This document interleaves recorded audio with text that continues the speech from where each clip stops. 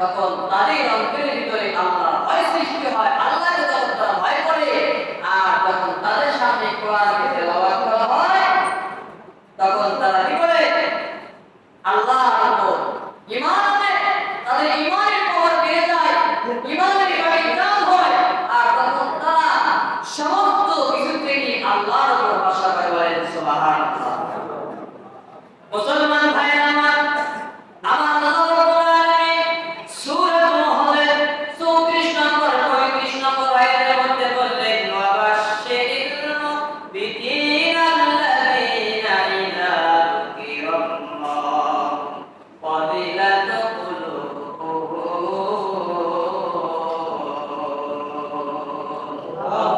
আল্লাহ রাব্বুল আলামিন বললেন ওয়াবাশশিরিল মুমিনিনা এবং যারা বিনয় হয় তাদেরকে সুসংবাদ দিয়ে যিকরুল্লাহি ওয়াজিলাত কুলুবুহুম, সুসংবাদ দিয়ে সন্তপ্তিকে যাদের অন্তরের ভিতরে আল্লাহর ভয় রয়েছে আর তারা আল্লাহর জিকির করে আল্লাহকে সব সময় ভয় করে বলেন সুবহানাল্লাহ।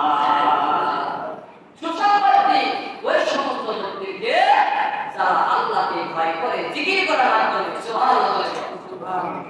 মুসলমান ভাইরা আমার জিকিরের মাধ্যমে আল্লাহর সঙ্গে বান্দার সম্পর্ক হয়, কথা ঠিক কি না?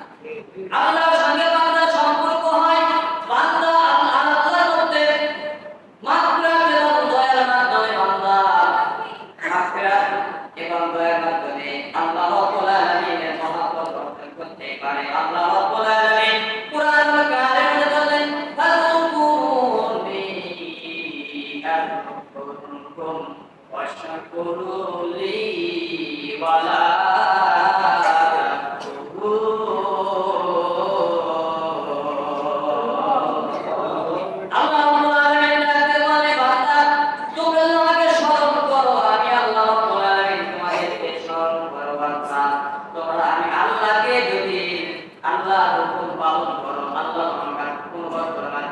আল্লাহকে স্মরণ করো তাহলে আমি আল্লাহ রাব্বুল আলামিন তোমাদেরকে দয়া এবং মাগফিরাতের মাধ্যমে স্মরণ করব বলেন সুবহানাল্লাহ।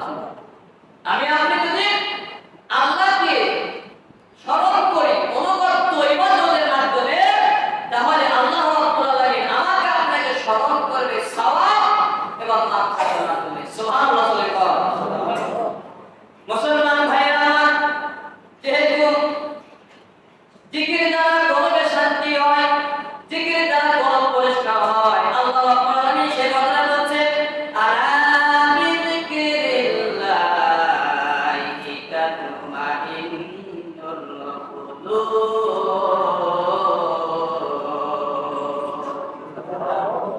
আলা বিযিকরিল্লাহ তাতমাইন্নুল কুলুব, জিকির দ্বারা অন্তরের শান্তি লাভ হয়। সুবহানাল্লাহ। জিকির দ্বারা কি হয়? অন্তরে শান্তি লাভ হয়। মুসলমান ভাইরা আমার আল্লাহ রাব্বুল আলামিন কুরআনুল কারীমের মধ্যে বলেছে, রাসূল সাল্লাল্লাহু আলাইহি ওয়াসাল্লামের মধ্যে বলছে যে জিকিরকারী বান্দা যে জিকির করে সে জীবিত আর জিকির করে না সে মৃত। হাদিস শরীফে বলেছে মাসালুল লাযিনা ইয়াযকুরু রাব্বাহু ওয়াল লাযিনা লা ইয়াযকুরু রাব্বাহু মাসালুল হাইয়্যি ওয়াল মাইয়্যিতি। রাসূল সাল্লাল্লাহু আলাইহি ওয়াসাল্লাম বলেন যে ব্যক্তি জিকির করে আর যে ব্যক্তি জিকির করে না তাদের মধ্যে পার্থক্য হলো জীবিত এবং মৃত বান্দা। যে ব্যক্তি জিকির করে তাই সে হলো জিন্দা আর যে জিকির করে না তার অন্তরটা হলো মুর্দা। কথা বলেন ঠিক কিনা? মুসলমান ভাইরা হাদিস শরীফের মধ্যে জিকিরের ফজিলত সম্পর্কে রাসূল পাক সাল্লাল্লাহু আলাইহি ওয়াসাল্লাম বলেছেন, আল্লাহ পাক বলেন আমি আমার বান্দার স্মরণ মোতাবেক হই, বান্দা যা মনে করে আমি তাই হই। বান্দা যখন একা একা আমি আল্লাহ জিকির করে আমাকে স্মরণ করে আমি আল্লাহ রাব্বুল আলামিন কুদরতি অন্তরে তাকে স্মরণ করি বলেন সুবহানাল্লাহ। আবার বান্দা যখন জনগণের জনসমাবেশে মজলিসে বসে বসে আমি আল্লাহকে স্মরণ করে আমি আল্লাহ রাব্বুল আলামিন তাকে উত্তম সমাবেশে বান্দাকে স্মরণ করি বলেন সুবহানাল্লাহ। মুসলমান ভাইরা আমার হাদিস শরীফের মধ্যে আছে হযরত আবু হুরায়রা রাদিয়াল্লাহু তাআলা ও আবু সাঈদ রাদিয়াল্লাহু তাআলা বলেন রাসূল সাল্লাল্লাহু আলাইহি ওয়াসাল্লাম বলেছেন লা ইয়াকুতু কওমুন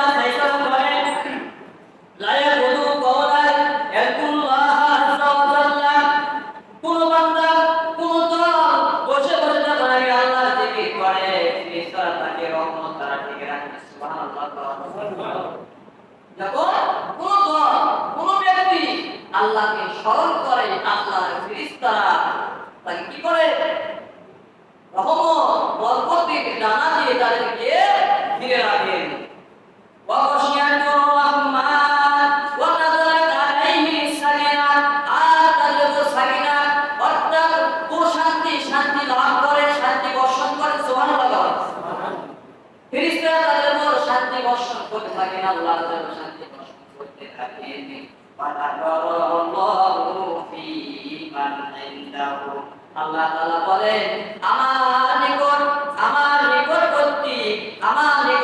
ফেরেশতাদের থেকে আমি আল্লাহ সমস্ত বান্দাদেরকে স্মরণ করতে থাকি বলেন সুবহানাল্লাহ মুসলমান ভাইরা আমার হাদিস শরীফের মধ্যে জিকিরের ফজিলত সম্পর্কে বলা হয়েছে জয়নুল কিরাম সাহাবী রাসূলুল্লাহ সাল্লাল্লাহু আলাইহি ওয়াসাল্লামকে জিজ্ঞাসা করলেন ইয়া রাসূলুল্লাহ ইয়া হাবিবাল্লাহ আইয়ুল আমালি আফদালু আমলটি আল্লাহর কাছে সবথেকে রাসূলের কাছে সালাম বলেন আনতু ফারিকু দুনিয়া ওয়া লিসানুকা রাকুম মিনা যিকরিল্লাহ সর্বোত্তম আমল হচ্ছে দুনিয়া থেকে বিমুখ হওয়া দুনিয়া থেকে বের হয়ে যাওয়া এবং আল্লাহকে বেশি বেশি করে স্মরণ করা বলে সুবহানাল্লাহ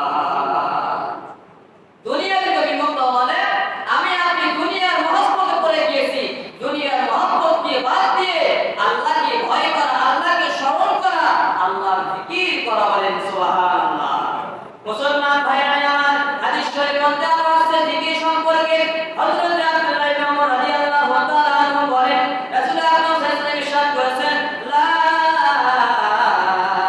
তুকতিরুল কালামা বিগাইরি যিকরিল্লাহি ফা ইন্না তাকারুল কালামি বিগাইরি যিকরিল্লাহি রাসূলাতুল লিল কলবি ওয়া ইন আবআদান নাসি ইলাল্লাহি কলবুল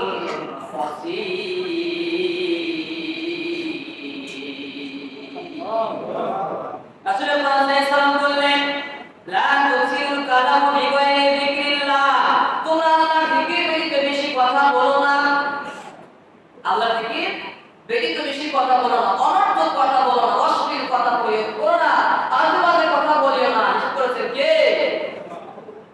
রাসূল সাল্লাল্লাহু আলাইহি ওয়াসাল্লাম নিষেধ করেছেন ফাইন্না কাসরাতু কালামি বিগাইরি যিকরিল্লাহি কাসরাতু লিকলবি আল্লাহ রাসূল বলেন অতিরিক্ত কথা অযথা কথা বলার কারণে তোমাদের অন্তর শক্ত হয়ে যায় কি হয়ে যায় অন্তর করে যায় শক্ত হয়ে যায় কানি করে যায় এবার রাসূল বলেন ওয়াইন আবাদান নাসা মিনাল্লাহি কলবুহু কাসিয়াতুন যে ব্যক্তি ঠিক পরিমাণ কথা বলে আল্লাহর কথা বলে ওই ব্যক্তি আল্লাহর রহমত থেকে অনেক দূরে সরে যায় বলেন নাউযুবিল্লাহ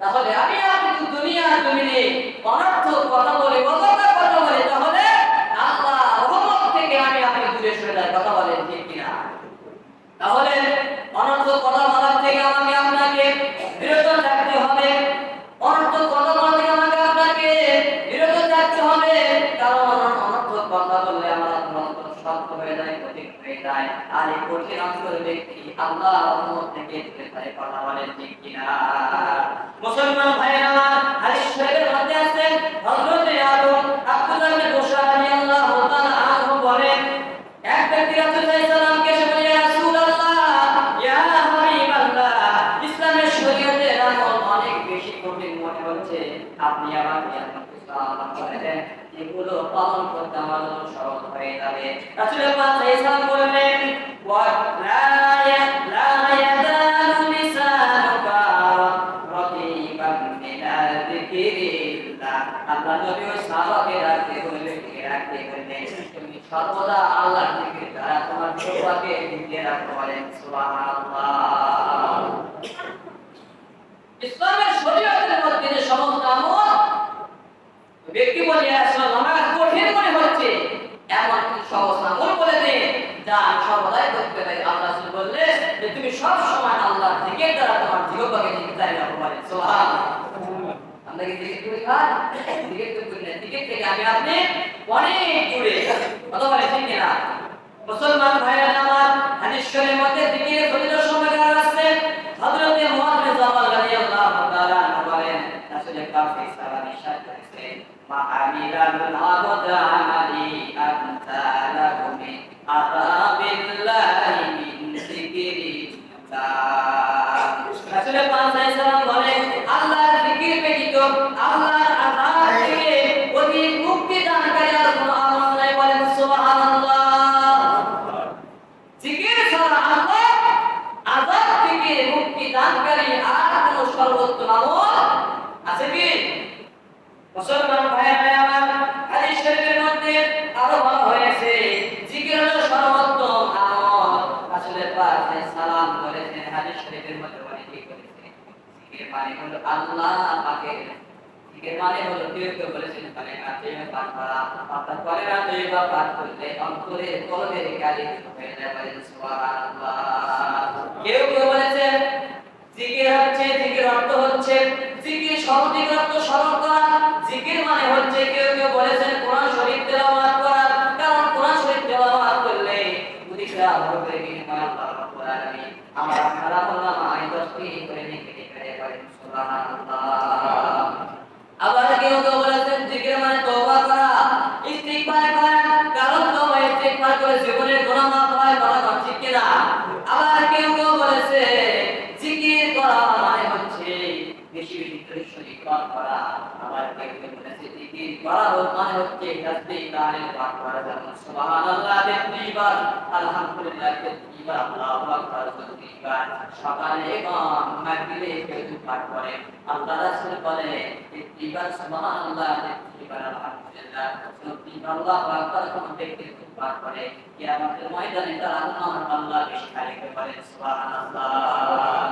হযরত রাসূল আকরাম সাল্লাল্লাহু আলাইহি ওয়াসাল্লাম সাহাবায়ে কেরামদেরকে বলে আল্লাহ সাহাবায়ে কেরাম দুনিয়ার ময়দানে কোথাও যদি জান্নাতের বাগান দেখতে পাও সেখানে বসো এবং তার কল্পনা করো।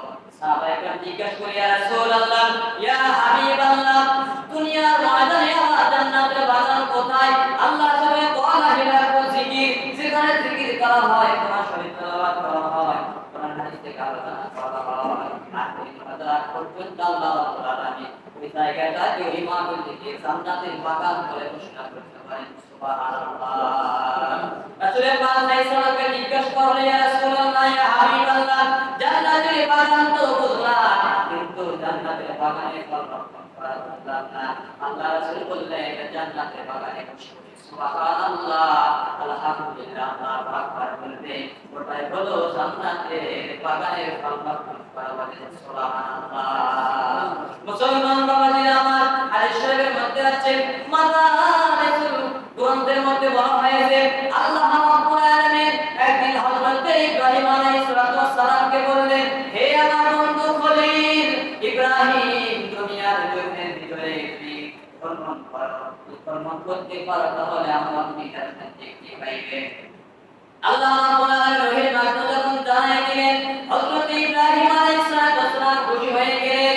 আল্লাহ দুনিয়ার জমিনে সে কর্ম করবে আনন্দের সহিত কর্ম করার জন্য এবার শহীদ যখন বের করে যাইতে একটা সাগরের কিনারায় একটা নদীর কিনারায় পৌঁছে গেলেন। যদি ওই সাগরের কিনারে পৌঁছার পর দেখবেন ওই সাগরের পানির উপর দিয়ে আল্লাহর একজন আবেদ বান্দা হেঁটে যাচ্ছে। সুবহানাল্লাহ। আল্লাহর একজন আবেদ বান্দা পানির উপর দিয়ে হেঁটে যাচ্ছে। হযরত ইব্রাহিম আলাইহিস সালাম আল্লাহর দরবারে দোয়া করলেন মালিক আপনি আমাকে তার সঙ্গে এই পানির মধ্যে চলার মতো ক্ষমতা দান করে দিন। আল্লাহ রাব্বুল আলামিন হযরত ইব্রাহিম আলাইহিস সালামের দোয়াকে কবুল করে নিলেন এবং তিনি পানির উপর দিয়ে ওই বান্দার সঙ্গে চলতে লাগলেন। বলেন মারহাবা। হযরত ইব্রাহিম আলাইহিস সালাম যাইতে ওই বান্দার সঙ্গে চলতেছিলেন। এইবার সাগরের মাঝখানে একটা মিম্বর দেখলেন। ওই মিম্বরে যখন তারা পৌঁছে গেলেন মিম্বরে পৌঁছার পরে নামাজের সময় হয়ে গেল। পিছন থেকে নামাজ আদায় করলেন ইব্রাহিম আলাইহিস সালাম এবং আবেদ ব্যক্তি নামাজ পড়লেন। নামাজ পড়ে তারা বসলেন। ইব্রাহিম আলাইহিস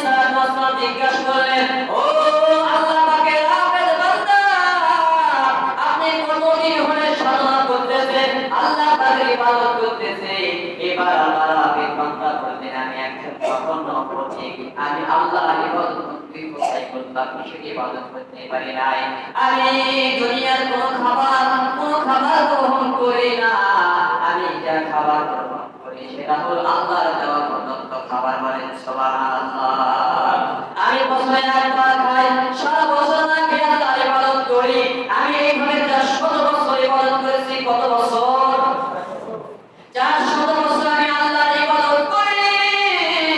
এই 400 বছর না খেয়ে আল্লাহর ইবাদত করতেছি, কিন্তু আমার মনে আশা, আমার মনে থেকে গেল আল্লাহর নবী খলিল ইব্রাহিমকে আমি আজ পর্যন্ত খোঁজতে পাইলাম না, দেখতে পাইলাম না। এত দেশে আমি পর্যটন করলাম, ভ্রমণ করলাম, কিন্তু আল্লাহর বন্ধু খলিল ইব্রাহিমের কোনদিন আমি খোঁজ পাইলাম না, দেখা সাক্ষাৎ হলো না। এবার ইব্রাহিম আলাইহিস সালাম কে বলতেছে যে আমি কোনদিন আল্লাহর বন্ধু ইব্রাহিমের সাক্ষাৎ আমি পাইবার সামনে খুশি মনে আমার জীবনটা আমি বিসর্জন দিয়ে দিব। ইব্রাহিম আলাইহিস সালাম তাকে তার পরিচয় দিয়ে সন্তুষ্ট করলেন। যখন তিনি ইব্রাহিম আলাইহিস সালামের পরিচয় পাইলেন, ইব্রাহিম আলাইহিস সালামের পরিচয় পাওয়ার সঙ্গে সঙ্গে হাসি মুখে তিনি তার জীবনটা বিসর্জন দিয়ে দিলেন, দুনিয়া থেকে বিদায় গ্রহণ করলেন। হযরত ইব্রাহিম আলাইহিস সালাম ওই আল্লাহর আয়াতের বান্দা কাফন দাফন জানাজার ব্যবস্থা জগতে কাফন দাফন করলেন। কাফন দাফন করে দিয়ে বাইতুল মুকাদ্দাস মসজিদে চলে গেলেন। এবার যাওয়ার পরে এবার সেখানে তারা দুইজন নামাজ আদায় করলেন। নামাজ আদায় করার পর জগৎ থেকে বিদায় গ্রহণ করলেন। বিদায় গ্রহণ করার পর তাকে কাফন দাফন করে ইব্রাহিম আলাইহিস সালাম আরো নির্জন এলাকায় দিকে চলে গেলেন। এইবার তিনি নির্জন এলাকায় যাওয়ার পর দেখলেন আল্লাহর এক বান্দা পতাকার চেহারা বিশিষ্ট, আসমান থেকে জমিন থেকে আসমান পর্যন্ত তার চেহারা। ইব্রাহিম আলাইহিস সালাম তাকে গিয়ে সালাম দিলেন, আসসালামু আলাইকা। ওই ব্যক্তি সালামের জবাবে ওয়া আলাইকুমুস সালাম। এইবার ইব্রাহিম আশ্চর্য হয়ে গেলেন, তিনি চিন্তা ভাবনা করলেন মানব বলায় তারা বলা ব্যক্তি এটা কি। এবার তিনি তাকে রাতে বলেন, আল্লাহর বন্ধু খলিল ইব্রাহিম, আপনি আমাকে দেখে আশ্চর্য হইলেন কেন? বললেন, আমি দেখতেছি আপনি মানব সন্তান, আপনি কি মা? এবার আল্লাহর ওই বান্দা বললেন, আমি কোন মানব ধর্মের বংশগত নই, আমি বললাম আল্লাহ পাকের একজন পরিচিত ফেরেশতা। বলেন সুবহানাল্লাহ। ইব্রাহিম আলাইহিস সালাম জিজ্ঞাসা করলেন, আপনার এই অবস্থা কেমন? এইবার আল্লাহর ফেরেশতা নবীগণ ডাকতে বললেন, ও আল্লাহর নবী, ও আল্লাহর বন্ধু ইব্রাহিম আলাইহিস সালাম, আল্লাহ পাকের আকাশের ফেরেশতারা আখিরি জামানার নবী মুহাম্মদ মুস্তাফা সাল্লাল্লাহু আলাইহি ওয়াসাল্লামের প্রশংসা করতেছিল। তার প্রশংসা করার কারণে আমি কি করলাম? আল্লাহ নবীর সঙ্গে বেয়াদবি করে দিলাম, অহংকার বশত তাকে ভর্ৎসনা করলাম, তার সম্পর্কে খারাপ মন্তব্য করলাম। আল্লাহ রাব্বুল আলামিনের কাছে আমার এই অহংকার করাকে অপছন্দ হয়ে গেল। আল্লাহ রাব্বুল আলামিন আমার ডানা গুলো সিরিয়া দুনিয়ার অন্ধকার জায়গা আমাকে নিক্ষেপ করেছে। ও আল্লাহর ফেরেশতা ইব্রাহিম, ও আল্লাহ নবী ইব্রাহিম, আপনি আল্লাহর কাছে আমার জন্য দোয়া করুন, আল্লাহ রাব্বুল আলামিন যেন আমাকে ক্ষমা করে দেয় এবং পূর্বের অবস্থায় ফিরিয়ে দেয়। আল্লাহর নবী ইব্রাহিম আলাইহিস সালাম আল্লাহর কাছে দোয়া করলেন, রব্বুল আলামিন আল্লাহ আপনার এই ফেরেশতাকে ক্ষমা করে দিন, মাফ করে দিন। আল্লাহ রাব্বুল আলামিন ইব্রাহিম আলাইহিস সালামের দোয়াকে কবুল করে নিয়ে তাকে পূর্বের অবস্থায় ফিরিয়ে দিলেন। ওই ফেরেশতা ইব্রাহিম আলাইহিস সালামকে সাক্ষী রেখে বললেন, ও আল্লাহ নবী ইব্রাহিম আলাইহিস সালাম, আপনি সাক্ষী থাকুন, আজ থেকে কিয়ামত পর্যন্ত তোকে ইবাদত করব, উম্মতি মুহাম্মাদের জন্য আমি সমস্ত কিছুই দান করে দেব। বলেন সুবহানাল্লাহ। ইব্রাহিম আলাইহিস সালামকে বলে আল্লাহ ফেরেশতায় চলে গেলেন। আল্লাহ নবী হযরত ইব্রাহিম আলাইহিস সালামের সন্তান শুনে খুশি হয়ে তিনি বাড়ির দিকে প্রত্যাবর্তন করলেন। মুসলমান বাবাজিরা আমার, আমি আপনাদেরকে কথাটাই বুঝাইতে চাইতেছি, আমি আপনি এমন একজন নবীর উম্মত, যে নবীর উম্মতের জন্য ফেরেশতারা পর্যন্ত নিজেদের আমল পর্যন্ত আমাদের জন্য দান করে দেয়। আর অন্য নবীর জন্য এই কথাটা আল্লাহ পাক জান্নাতে কথা বলেন ঠিক কিনা?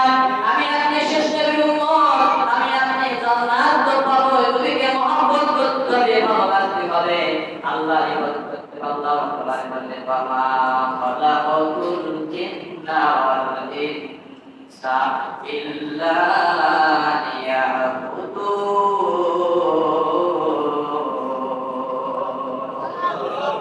আল্লাহ রাব্বুল আলামিন পৃথিবীর জমিনে দুইটি জাতি জিন এবং ইনসানকে তার ইবাদত করার জন্য তার হুকুমকে পালন করার জন্য পাঠিয়ে দিয়েছে।